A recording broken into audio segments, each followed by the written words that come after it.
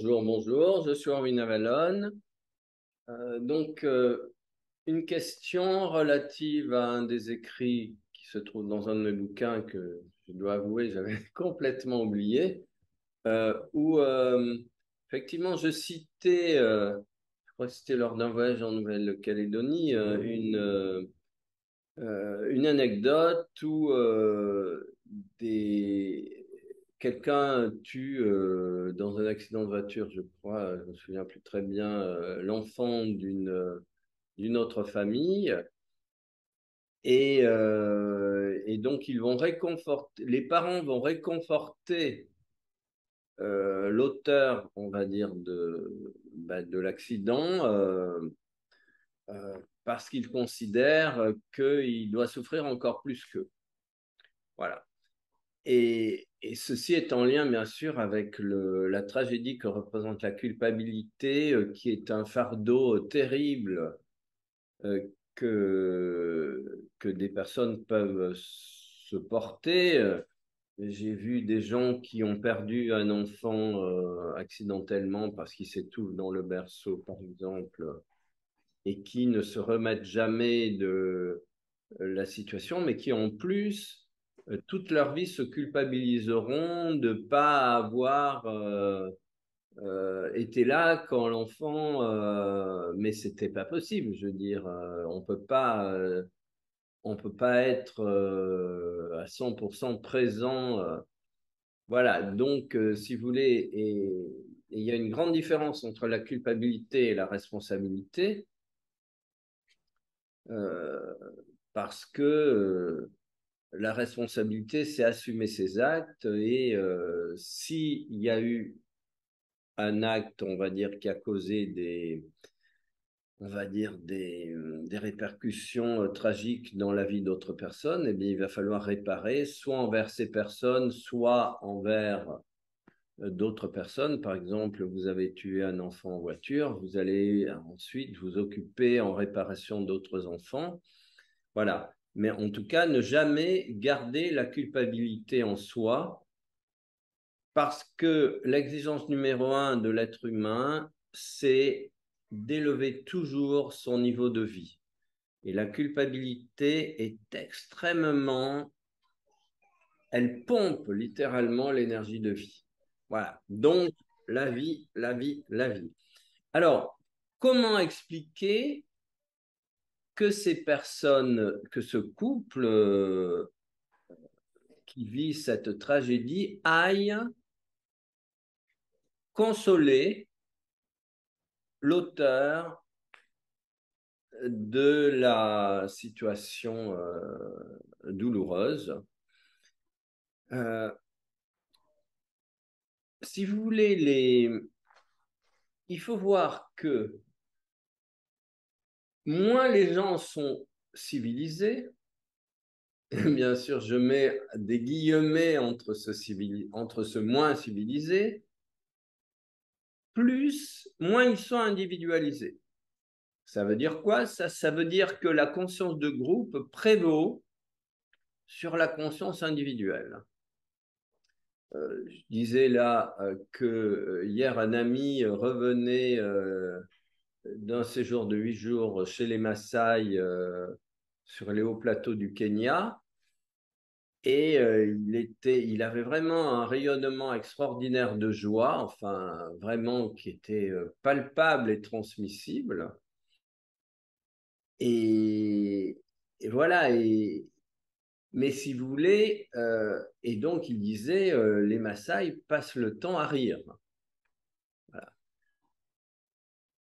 Et si vous voulez, c'est ça qui est extraordinaire, c'est que dans ces tribus, entre guillemets, non civilisées et grand bien leur face, euh, il n'y a pas l'individualisme.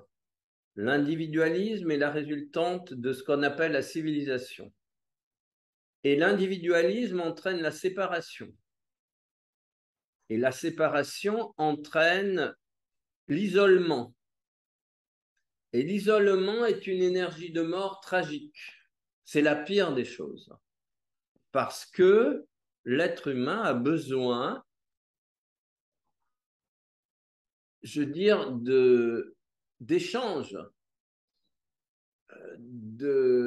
d'expression, de communication. Et dans notre monde civilisé, je mets toujours les guillemets, l'individualisme engendrait un tel éloignement de la force de vie que très souvent les échanges deviennent des affrontements. Qu'est-ce que c'est qu'un affrontement? C'est un échange dans lequel les forces de mort prévalent sur l'énergie de vie. Et ça, si vous voulez, c'est une contamination psychique. C'est une grave contamination. C'est une perte de valeur. En sachant que dans le monde dit civilisé, ce qui a le plus de valeur, c'est l'argent. Dans le monde non civilisé, ce qui a le plus de valeur, c'est la vie. Avec ces deux, on va dire, ces deux représentants que sont l'amour et que sont la lumière. Donc vous avez les cultes au soleil, c'est normal, il n'y a pas d'électricité. Donc vous vivez avec la lumière et la lumière devient le moteur de votre existence. Voilà. Et puis l'amour, parce qu'on a bien compris que devant la difficulté d'un monde naturel qui n'est pas toujours évident à contenir, eh bien, seule l'entraide permet de s'en sortir. Je me souviens, il y a un certain nombre d'années, c'est dans le même ouvrage, j'étais allé travailler en magnétisme pour aider les enfants zoulous qui avaient le sida. Et donc, du coup, j'avais, à un moment donné, un repas avait été organisé avec le prince héritier et le Premier ministre. Et le Premier ministre nous avait dit, si vous voulez, il y a quelques années encore, une maison brûlée et tout le monde se précipitait pour reconstruire la maison de celui qui l'avait perdue. Si quelqu'un avait une vache en moins, eh bien, celui qui en avait une en plus la lui donnait. Et il y avait c'était un monde d'entraide. Et il a dit, le jour où la télévision est arrivée dans le village, on a assisté à une mutation totale du comportement des gens de la tribu. C'est-à-dire que progressivement, plus personne n'a donné sa vache et que plus personne n'est allé aider celui qui avait perdu sa maison. Voilà. Donc vous voyez ici la différence entre les non civilisés, les barbares, les primitifs, vous leur accolez tous les qualificatifs que vous souhaitez. Et Dieu sait si notre langage n'en manque pas. Et puis à l'opposé, les civilisés, les cultivés, les brillants, les gens intelligents. Voilà. Ben, vous voyez que l'intelligence, en l'occurrence, c'est un éloignement de la force de vie. Et un éloignement de la force de vie, c'est un abandon aux forces de mort. Alors, la résultante, c'est que les civilisés ont essayé d'éradiquer les civilisations, on va dire les mondes indigènes. Il y en a de moins en moins. On voit en Amazonie, c'est l'appât du gain, bien sûr. Il faut récupérer les territoires, ils ne servent à rien. Vous avez les aborigènes qui ont disparu un peu partout. Mais ils sont les gardiens de la conscience primitive de l'être humain. Et cette conscience primitive, c'est le culte de la vie. On peut définir la conscience primitive comme le culte de la vie. Voilà, et en fait, vous voyez, dans le monde occidental, tout le monde se fiche de la vie en réalité. Les gens servent tous les ingrédients qui vont les détruire. C'est quand même extraordinaire. Et le résultat, forcément, quand une civilisation se met au service de la mort, eh bien, elle crée sa propre disparition. Et c'est un peu, nous sommes un peu à l'aube de grandes mutations, mais voilà, il s'agit vraiment pour nous de récupérer notre cœur d'enfant.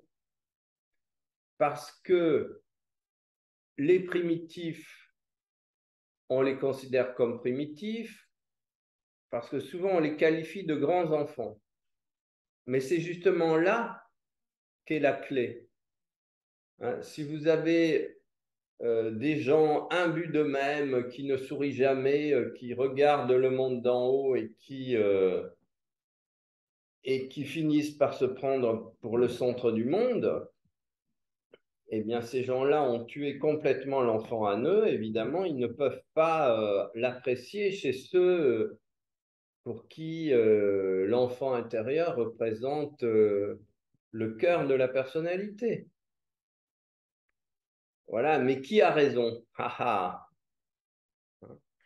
Eh bien, le personnage hautain et qui n'exprime jamais ses sentiments, dont le visage est toujours figé et qui, en réalité, a totalement perdu contact avec la joie intérieure, en réalité, il est complètement habité par les forces de mort et donc, en fait, il se croit vivant, mais en réalité, c'est plus un mort-vivant qu'un vivant.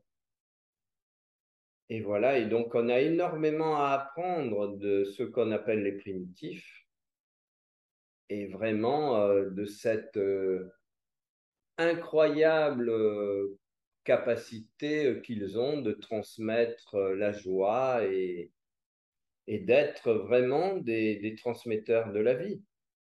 Voilà, et c'est ça qu'il faut absolument réapprendre et pareil, bon, l'objectif des enseignements que je propose, c'est d'arriver à réaliser cela dans notre monde dit civilisé, parce que, si vous voulez, les primitifs sont les gardiens de cette mémoire primordiale de l'être humain qui est l'immersion dans la vie qui produit la joie. Et nous, bon, les circonstances font qu'on se trouve participatif à un monde civilisé où, en réalité, je veux dire, qui est vraiment, qui peut dire être habité par un fil conducteur de bonheur permanent dans notre monde, hein, qui est profondément heureux. Voilà. Eh bien, c'est ça qu'il s'agit de retrouver. Et vous comprenez que quand nous l'aurons retrouvé, quand nous arriverons à le vivre dans le monde chaotique où nous sommes, eh bien, nous aurons en quelque sorte transcendé tous les moteurs de destruction de notre monde et nous aurons ramené à la surface la mémoire que les primitifs s'efforcent de maintenir pour recontaminer le reste de l'humanité, afin que ce passé lointain, qui se trouve aussi dans notre futur, parce que si l'humanité ne récupère pas son cœur d'enfant, elle va disparaître. Donc ces gens-là sont les gardiens d'un futur qui est aussi le devenir de l'humanité et qu'il s'agit impérativement de récupérer. Et voilà, et donc c'est un peu c'est l'objectif des communications que je vous propose et aussi des enseignements Merkaba matrimoniaux. Voilà, donc vive, vive les primitifs, vive la joie profonde, vive euh, oui, et la conscience du collectif, cette chose extraordinaire qui fait que bah, même si vous faillez, quelqu'un va venir vous soutenir. Voyez? Et dans un monde, je veux dire, avant-hier, j'ai vu une vieille voisine qui avait un mal fou à monter les escaliers. Et je veux dire, je suis allé lui proposer je lui ai donné mon téléphone pour qu'elle fasse appel si elle a besoin de quelque chose. Mais ça, si vous voulez, c'est un réflexe de primitif. C'est ce que tout primitif aurait fait. Mais que tout civilisé, mais qui ne vient même plus à l'esprit des civilisés. Voilà. Et vous voyez là une différence considérable dans le comportement de notre monde par rapport au monde ancien. Hein, donc vous comprenez que si vous êtes sûr que quelqu'un va vous soutenir au moment où vous tomberez, eh bien, vous n'avez même plus besoin de tomber parce que vous aimez tellement l'autre que vous allez lui éviter de venir vous soutenir, de venir vous supporter. Alors que si personne ne vous soutient, eh bien, il est beaucoup plus facile de s'effondrer. C'est un grand paradoxe aussi. Voilà, donc nous pouvons réfléchir à ces paradoxes et voilà, la vie, la vie, la vie. Il n'y a que ça, il n'y a que ça, il n'y a que ça. Le partage, l'amour, euh, la, ces condivisions qui me viennent, l'échange, l'entraide. Voilà, c'est vraiment fondamental. Le monde a besoin impérativement de ces vertus et de ces qualités. Merci infiniment pour votre attention.